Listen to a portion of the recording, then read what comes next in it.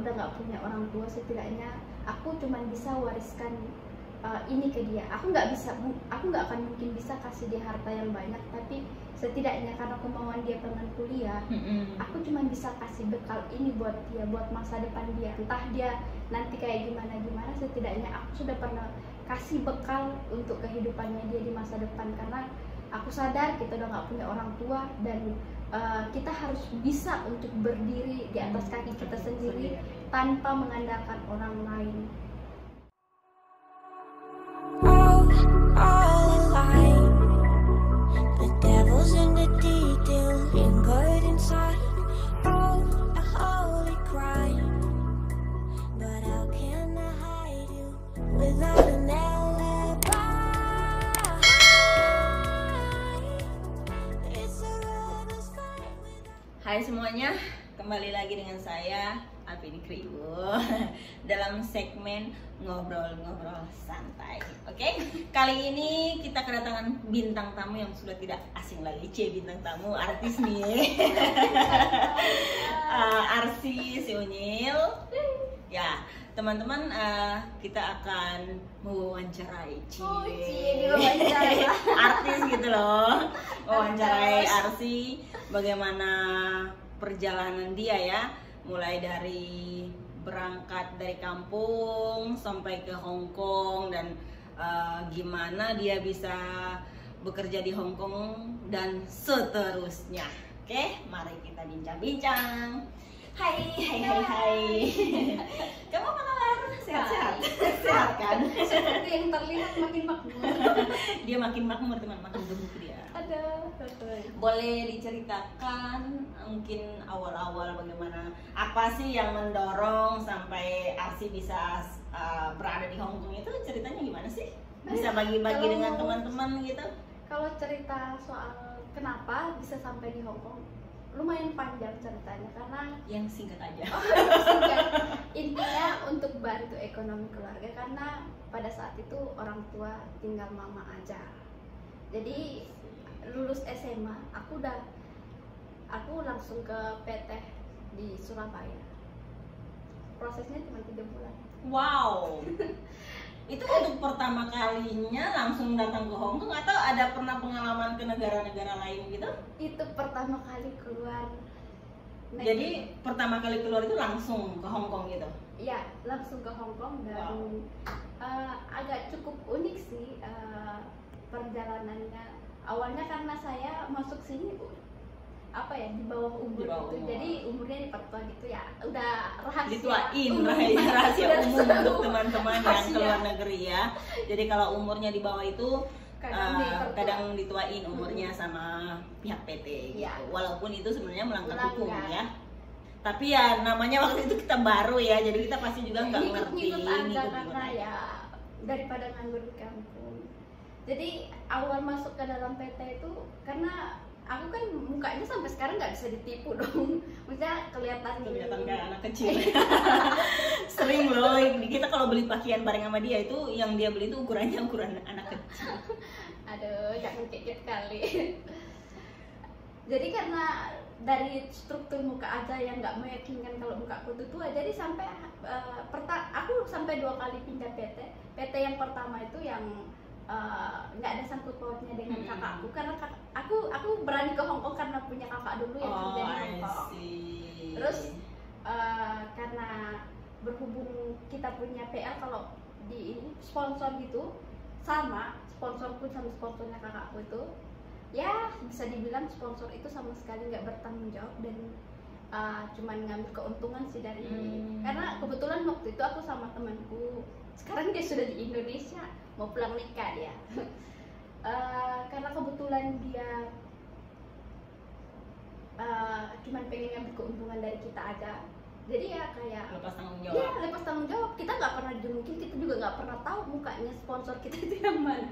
Kok bisa? Iya, cuman lewat telepon. Bayangkan saja, kita baru keluar dari kampung, cuman via telepon terus. Temanku kan yang satu agak-agak gimana, jadi aku terus yang jadi sasaran. Dia dari kampung karena masih mungkin jarang keluar kampung, jadi naik bus itu mabok, naik pesawat juga mabok.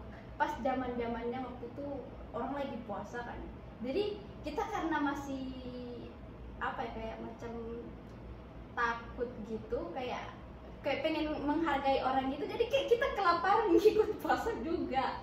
Pas nyampe bandara kan kita, aduh lapar banget, tapi orang puasa gimana ya, jadi nggak makan lah kita itu seharian sampai baru nyampe di PT baru kita makan. Padahal kan dari rumah itu, karena kita orang kampung biasanya kan dibikinin bekal sama orang tua, jadi pas nyampe di ini, makanan yang kita bawa itu udah ada beberapa yang basi karena nggak dimakan. Terus bagaimana dengan selama di penampungan? Kamu kan punya waktunya cuma 3 bulan nih kan, langsung visanya turun. Itu bagaimana dengan bahasa kamu, dengan masak-masak? Karena pastinya untuk teman-teman yang mau bekerja di luar negeri itu harus bisa masak, harus bisa bahasa. Itu bagaimana kamu bisa mengatasi hal-hal seperti itu?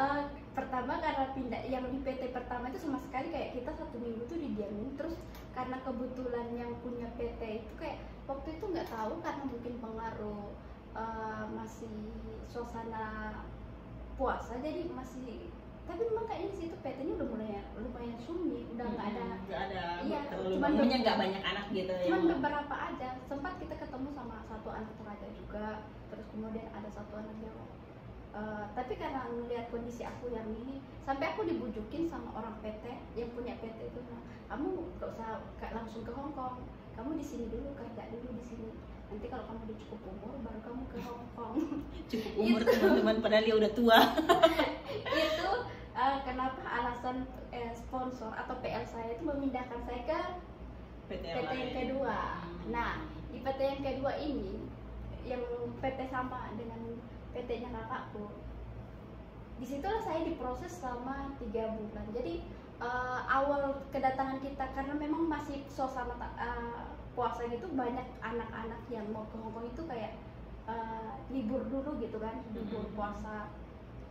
Jadi pas kita nyampe, aku langsung dibawa ke tempat rumah, pokoknya kayak macam tempat PKL gitu. Selama masa puasa itu, sampai selesai orang puasa, sampai selesai lebaran gitu maksudnya, baru kita ditarik ke PT. Nah di PT itu mulailah kita belajar bahasa, kemudian belajar masak-masak, tapi sampai Hongkong pun aku nggak tahu masak-masak. Wow, hebat. Di PT udah belajar tapi sampai Hongkong juga nggak tahu masak-masak. Berarti ini story-nya hampir sama dengan aku juga ya. Aku juga hampir sama kayak gitu. Sama bahasa nggak tahu. Ditanya aja pas nyampe Hongkong, ditanya sama bos gitu, nama kamu siapa, pakai bahasa Leku Meme. Aku cuma dia ngomong apa ya? Tapi karena mungkin berkat buat aku juga kan, anugerah lah. Kebetulan bosku itu punya pembantu anak Indonesia juga, jadi dia lah yang jadi penerjemah buat aku. Jadi ditanya lah, katanya nama kamu siapa. Aku waktu pas awal-awal datang itu ditanya-tanya, udah takut banget, kayak takut karena kan masih baru banget, jadi paranoid apa segala macam yang enggak tuh selalu ada muncul di pikiran. Jadi udah takut duluan kayak gitu. Tapi karena mungkin mereka tahu kalau aku masih baru, jadi mereka ini apa kayak bikin aku relax gitu. Karena memang iya, karena ada teman anak Indonesia juga, jadi dia yang bantu-bantu kayak gitu ngajarin. Tapi gimana awal-awal kamu di Hong Kong itu, punya apa yang kamu rasain? Maksudnya struggle apa, kesulitan apa yang kamu alami? Ya kan, pasti teman-teman yang baru juga pasti pertama-pertama datang ke Hong Kong itu pasti ada masa-masa sulitnya ya. Mari kita dengar ceritanya si Arsi seperti apa teman-teman. Masa-masa sulit itu yang pertama tuh bahas, karena kebetulan aku kerjanya di sini dulu tuh masih ada kakeknya. Aku kerja sebenarnya di jobnya itu salah ini, maksudnya bukan sesuai dengan aku kerja, nggak sesuai dengan job yang aku ada di kontrak. Aku gitu. di kontraknya tuh kerja jaga anak kecil 2. Tapi sampai di sini lain. Iya, cuma jaga rahasia, bukan rahasia umum juga ya teman-teman ya, seperti itu ya. Iya. Karena kebetulan cuma tinggal sama kakak nenek, jadi problem bahasa itu yang paling pertama pas nyampe Hong Kong. Kalau soal masak-masak sih kan orang Hong Kong tuh nggak terlalu ribet lah, bumbunya nggak kayak Indonesia. Betul. Jadi yang nggak tahu masak juga aman-aman aja sih sebenarnya. Apalagi kalau cuma sama kakek nenek mah nggak ribet sama sekali. cuman makan masak simpel-simpel doang. Cuman itu aja sih bahasa. Kadang kalau mereka ngomong kita namanya masih baru dari kampung jadi baperan, itu luar biasa. Kayak kalau kadang kita nggak ingat kampung. bukan nggak ingat kampung kayak gimana, kayak dia ngomong apa terus kita nggak ngerti, jadi kayak kita sakit hati sendiri. Kayak nangis kadang-kadang. Dulu awal-awal tuh paling sering nangis, tapi lama-kelamaan udah kayak serasa nggak punya hati deh. Nah, selama itu Menya kerja dengan majikan yang itu berapa lama? Kalau udah hampir 9 tahun sih. Nanti bulan 11 ini udah 9 tahun. Berarti wow, teman-teman, berarti dari pertama kali dia datang sampai sekarang dengan majikan yang sama, betul? Ya, masih satu majikan karena tapi tinggal sama nenek karena kakeknya udah dipanggil duluan. Oh, jadi berarti sekarang kamu cuma stay sama nenek, dan itu bagaimana? Kan ini udah 9 tahun ya, udah jalan 9 tahun ya teman-teman. Berarti bahasanya pasti udah bagus dong. Udah lancar-lancar, masaknya juga pasti udah pinter ya. Aduh, jangan tanya, karena saya tinggal sama nenek, tinggal sama nenek lah, karena kakeknya udah nggak ada kan. Jadi ya makanannya nenek cuman masak biasa aja. Jadi ya, aku cuman tahu masak buat nenek aku aja. Kadang kalau buat aku malas masak sendiri, tapi kalau udah kelaparan lihat mie instan ya tinggal masak doang. Kalau soal masak-masak belum, nggak terlalu bisa. Bahasa pun sampai sekarang gitu-gitu aja, nggak pintar. Berarti selama di Hong Kong cuma dengan satu majikan, dan itu dari awal sampai sekarang. Nah, kira-kira menurut Arsi sendiri di Hong Kong itu bagaimana? Maksudnya kalau dibandingkan dengan mungkin membaca berita dengan Hong Kong dibandingkan dengan negara-negara lain ya, kira-kira Hong Kong itu tempat yang aman nggak? Gimana dengan hukum yang ada di sini? Apakah itu melindungi sesama kita sebagai pekerja, atau lebih ke, karena kebanyakan ya hukum-hukum itu lebih memihak kepada majikan dibanding kepada BMI atau asisten rumah tangga ya. Ngomong bukan unik, ngomong gimana sih ya? Bukan, maksudnya secara profesional kita itu harusnya disebut asisten rumah tangga, bukan? Ya. Nah, jadi bagaimana sih menurut kamu dibandingkan dengan negara-negara lain? Apakah Hong Kong termasuk salah satu negara yang cukup aman untuk kita bisa bekerja di sini? Kalau untuk sampai detik ini, menurut saya negara teraman untuk para pekerja buruh migran kayak seperti kita, tempat yang paling aman itu Hong Kong. Karena aku ketemu dengan beberapa teman yang pernah kerja di Malaysia, Singapura, Arab atau Jordan atau di mana-mana, dan menurut pengalaman dari mereka, tempat yang paling ini bisa dibilang melindungi para pekerjanya itu ya di Hong Kong, yang bisa dibilang apa sih namanya, kalau dalam hal hukum itu nggak memihak siapa yang kaya siapa yang berduit, tapi memihak siapa yang benar kayak gitu. Seperti kasus beberapa teman kita yang sampai tersebar ke seluruh dunia, dan kebanyakan kalau kita benar kita nggak akan kalau kita benar pasti kita menang, nggak akan memihak siapa yang punya duit, tapi memihaknya ke siapa yang benar kayak gitu. Betul sekali teman-teman. Jadi memang di Hong Kong itu hukumnya sangat-sangat adil ya. Dan pastinya juga kalau kita punya masalah, ada banyak organisasi di Hong Kong yang bisa untuk membantu kita. Banyak sekali organisasi di sini yang kita bisa bertanya-tanya kalau kita nggak ngerti, dan kita bisa juga datang ke KJRI. Ini bukan endorse ya dari KJRI ya.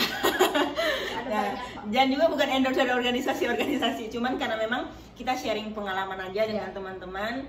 Jadi di sini banyak sekali organisasi-organisasi yang bisa membantu teman-teman jika bermasalah. Jadi kalau memang teman-teman punya masalah, jangan dipendam sendiri, jangan takut. Apalagi satu nih, jangan takut sama majikan. Kalau memang merasa benar, jangan pernah takut. Bergabunglah dengan organisasi-organisasi untuk mengetahui hak-hak kita sebagai BMI. Iya.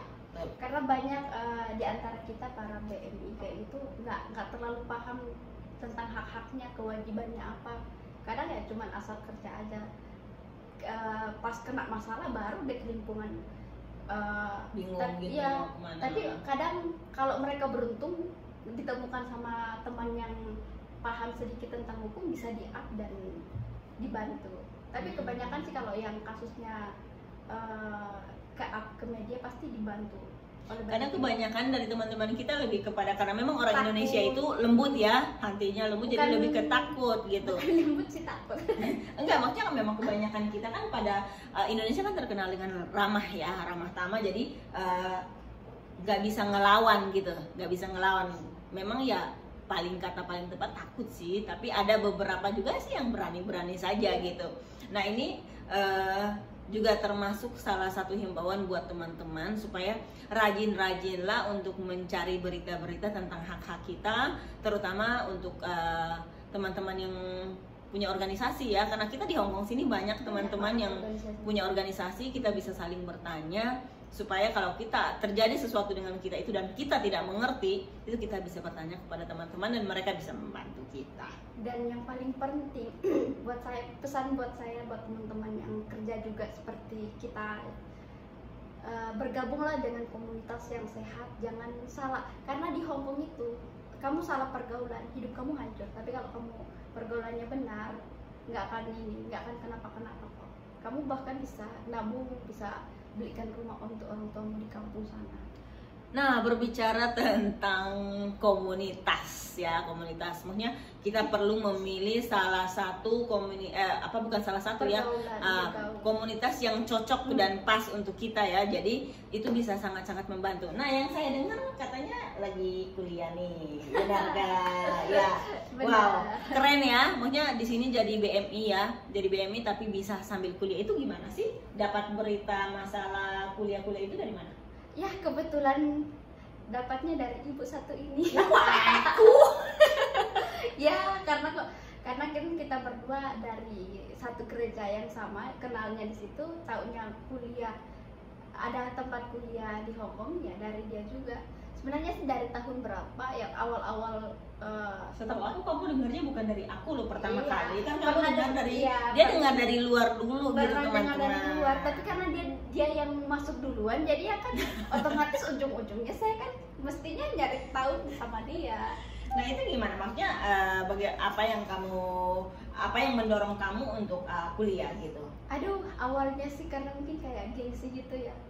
Masa Gengsi. kamu kalah saing. Kayak masa sih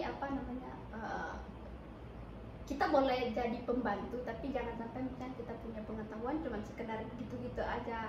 Aku pengennya misalnya kayak sekalipun kita pembantu, selagi kita punya kesempatan, kenapa kita nggak upgrade, meskipun di kenyataannya kadang banyak halangan dan rintangan, tapi ya tetap lakukan aja.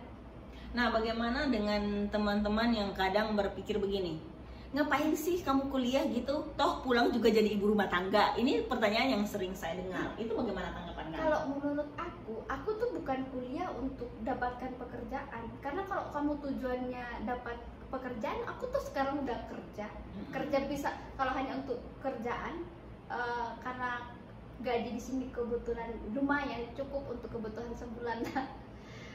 Jadi aku pikir kalau kuliah hanya untuk sekedar dapatkan pekerjaan atau hanya sekedar dapatkan ijazah kayak gitu, saya pikir sih percuma, lebih baik nggak usah. Kamu lebih baik cari tempat kursus yang sesuai dengan yang pengen kamu ini, kayak ngikutin kamu punya hati nurani, kamu punya bakatnya di mana, ikutin aja talentamu kayak gitu. Nggak usah ambil kuliah kalau hanya tujuannya untuk itu. Kalau aku pribadi, kenapa aku kuliah? Karena aku mikir gini, aku perempuan, apalagi di satu sisi aku udah mohon maaf udah yatim piatu kan. Ya mau nggak mau, kalau aku jadi wanita yang bukan bodoh sih, kayak masa bodoh kayak gitu, yang ada aku dibodoh-bodohin sama orang. Jadi setidaknya meskipun kita nggak punya uang banyak, tapi kita punya bekal ilmu, dan dimanapun itu kita bisa manfaatkan. Sekalipun itu kita nggak terapkan dalam dunia pekerjaan, tapi setidaknya kita bisa gunakan untuk mendidik anak cucu kita nantinya. Betul sekali. Nah jadi itu saya juga sependapat dengan Arsi ya, karena banyak sekali teman-teman yang bilang gini, kenapa sih kalian di sini itu kuliah, cukup kalian cari kerja, modal yang banyak, dan pulang ke kampung bikin usaha. Memang itu juga adalah salah satu solusi yang baik, tapi bagi kita yang punya banyak waktu atau punya kesempatan untuk kuliah, kenapa kita tidak pergunakan? Itu lebih bagus daripada kita setiap libur keluyuran nggak jelas ya teman-teman. Maksudnya ini bukan saya mau bilang ke teman-teman yang suka keluyuran itu nggak baik, bukan. Tapi maksudnya pergunakanlah kesempatan yang ada dengan sebaik mungkin. Jadi kalau memang teman-teman disesuaikan seperti kata Arsi tadi, disesuaikan dengan bakat masing-masing. Mungkin teman-teman, kuliah itu kan habisin banyak duit. Terus aku kan nggak suka di bidang ini, di bidang ini. Nah teman-teman di sini kan ada banyak tuh tempat-tempat kursus seperti kursus make up, kursus menjahit, dan pokoknya banyak ya, banyak kursus-kursus yang ada di sini. Diikutin saja, pergunakan waktu sebaik mungkin agar supaya ilmu yang kita dapat itu kalau kita kembali ke kampung halaman, kembali ke Indonesia itu bisa kita manfaatkan. Betul, Ya, Bang. betul. Jadi kira-kira kapan Arsi selesai kuliah? Ya seharusnya sih karena udah semester 8 harusnya sih Wow. tahun ini selesai, tapi karena berhubung kita ada banyak kesibukan, kemudian juga ada banyak kendala, jadi ya terpaksa ditunda. Nah ada lagi pertanyaan yang bukan pertanyaan, lebih ke pernyataan ya. Ada yang bilang gini, UT itu murahan. Serius, ini ada yang sempat ngomong kayak gitu. UT itu murahan, belajar di UT itu kurang bergengsi gitu. Nah yang kalau saya pribadi sendiri kan saya memang di UT ya teman-teman. Nah menurut saya UT itu adalah wadah yang sangat bagus ya, yang sangat bagus untuk kita teman-teman untuk bisa belajar, terlebih untuk kita yang PMI.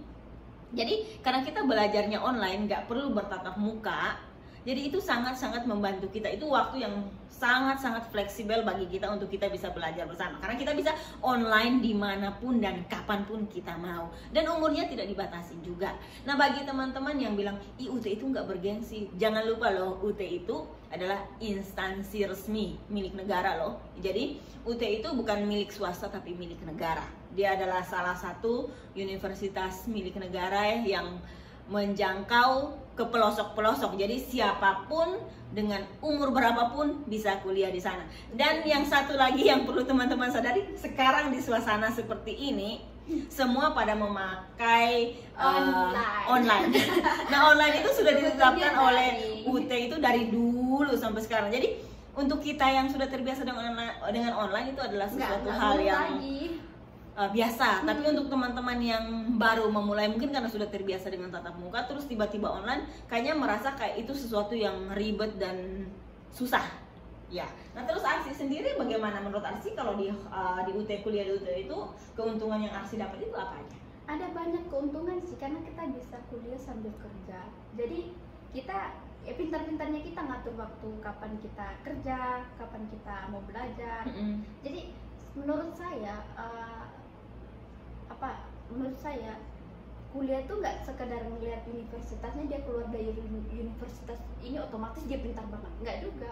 Karena buat aku pribadi itu kembali lagi ke orangnya sendiri. Kalau dia mau belajar, mau universitas sejelek apapun, bahkan bukan universitas, cuman baca-baca buku doang, kalau memang dia memang ada niat untuk pengen tahu, pasti dia bisa.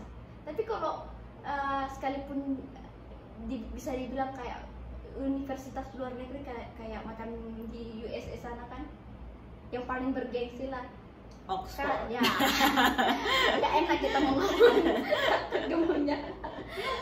Itu kalau kita nggak ada niat buat belajar, sekalipun kamu bayar mahal-mahal, kalau nggak ada niat ya tetap aja kamu ilmunya segitu-gitu aja. Jadi mau pintar apa enggaknya tuh ya kembali ke kita masing-masing. Bukan universitas. Memang universitas kayak cuma hanya kayak sarana aja, kayak macam transportasi itu aja, kayak macam Lamborghini dengan busway. Tapi tetap sama-sama punya tujuan untuk pintar.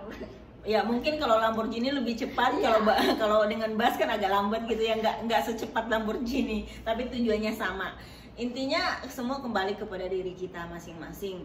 Bagaimana kita mengatur waktu kita dan bagaimana kita bisa beradaptasi dengan lingkungan juga, itu sesuatu hal yang sangat penting supaya dengan kita cepat beradaptasi dengan lingkungan, kita bisa cepat belajar mengenal lingkungan kita dan keadaan di sekitar kita. Begitu. Ini udah mau jatuh nih teman-teman. Ini udah mau jatuh. Entah kenapa, tiung. Aku kok gelap sih. Sabar bergaya. Jadi pastinya Arsi senang sekali ya di sini. Selain bisa bekerja, Arsi juga bisa kuliah dan bisa, ya dulunya pasti bisa membantu orang tua. Sekarang ya Arsi kan sudah yatim piatu ya teman-teman. Mama dia baru aja pergi Bukan baru sih, udah 2 tahun yang lalu, 2 tahun yang lalu ya, baru 2 tahun yang lalu udah nggak ada. Dan sekarang Arsi yatim piatu, berarti yang dia fokuskan adalah untuk ke diri sendiri ya, lebih ke diri sendiri ya. Nggak cuma ke diri sendiri, karena kan aku masih punya adik bungsu Oh, yang masih sekarang punya adik. lagi kuliah juga. Oh, lagi kuliah juga. Baru masuk sih, lebih tepatnya tahun ini. Berarti lebih fokus ke adiknya ya Ya, sekarang lebih ya. fokus ke adik, gimana caranya supaya bisa support, supaya bisa bantu dia untuk bisa sukses juga. Karena biar bagaimanapun, sekalipun kita udah nggak punya orang tua, setidaknya aku cuma bisa wariskan ini ke dia. Aku nggak akan mungkin bisa kasih dia harta yang banyak, tapi setidaknya karena kemauan dia pengen kuliah, aku cuma bisa kasih bekal ini buat dia, buat masa depan dia. Entah dia nanti kayak gimana, setidaknya aku sudah pernah kasih bekal untuk kehidupannya dia di masa depan. Karena aku sadar kita udah nggak punya orang tua, dan kita harus bisa untuk berdiri di atas kaki kita sendiri tanpa mengandalkan orang lain. Kayak gitu.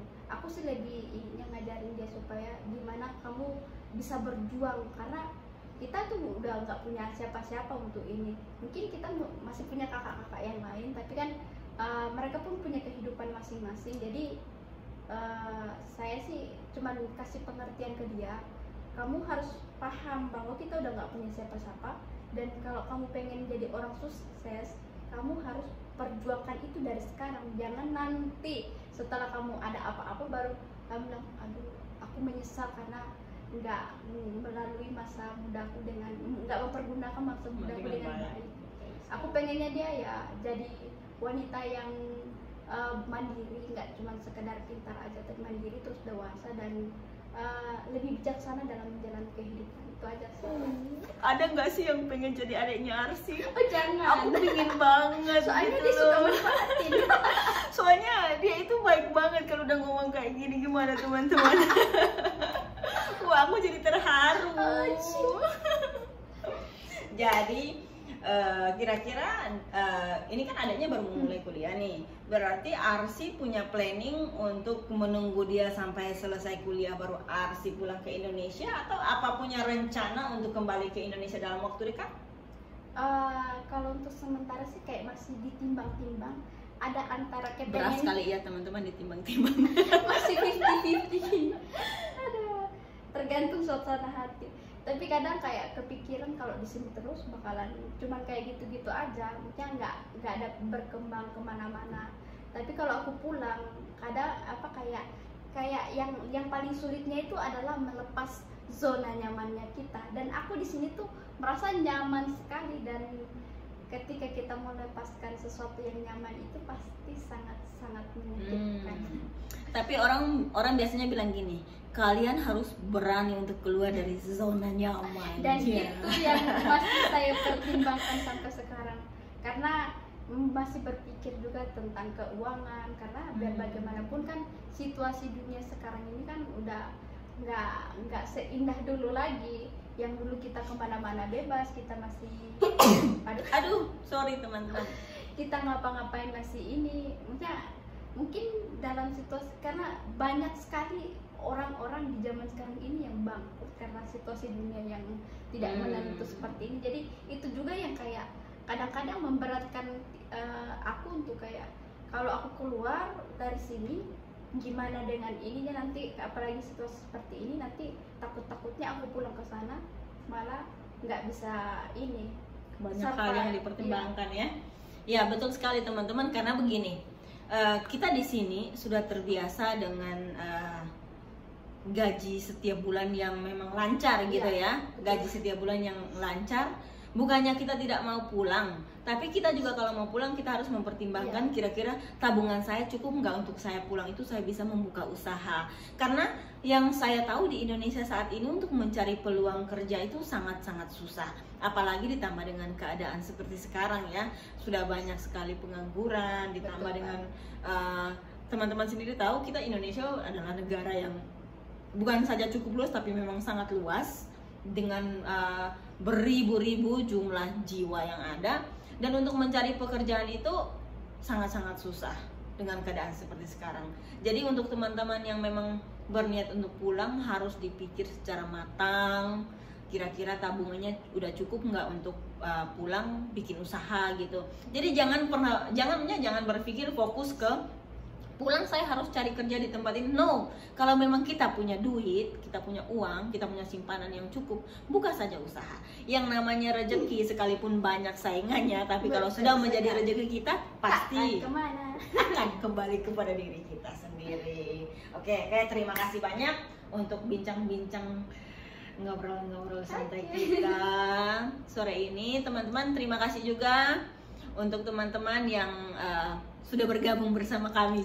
Bergabung dalam hal apa ya, gue juga bingung.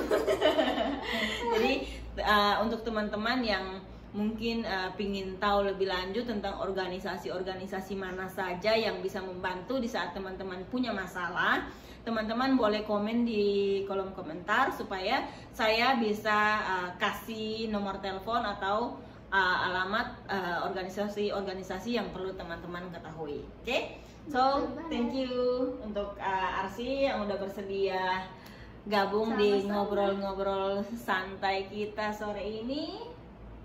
Dan mungkin next time aku akan ajak lagi kolaborasi untuk hal-hal lain, karena satu yang teman-teman harus tahu, dia juga seorang YouTuber. Ya, dan dia juga sudah monet. Saya mau next vlognya saya tuh mau bertanya ke dia itu trik-triknya seperti apa sih sampai dia bisa cepat monet gitu, subscribernya cepat naik gitu ya, biar bagi-bagi pengalaman untuk kita semua, ya kan? Betul nggak? Betul. Jadi bersedia dong kalau next time aku ajak bincang-bincang santai lagi gitu. Okay. Pasti mau dong. Pasti mau. Kalau nggak mau nanti aku todong dia ya. Tergantung ada yang pengen lagi nggak aku hadir di sini. Oh iya betul. Kita lihat survei dan komen-komennya. Yang